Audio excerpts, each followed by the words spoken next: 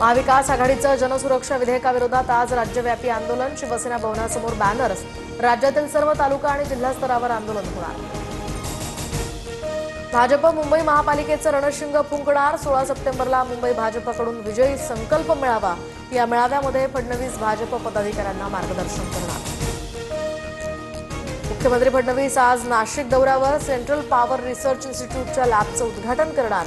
विद्युत मंत्रालयाच्या लॅबमुळे 10 MVM पर्यंतचं परीक्षण आता नाशिकला होणार. दादरचा कबुतरखाना पूर्णपणे बंद. परिसरातील कबुतरांची संख्या सुद्धा लक्षणीयरित्या कमी झाल्याचं स्थानिकांचं मत. भिडे पूल आजपासून बंद. मेट्रोच्या पादचारी पुलाचं काम पुन्हा सुरू होणार.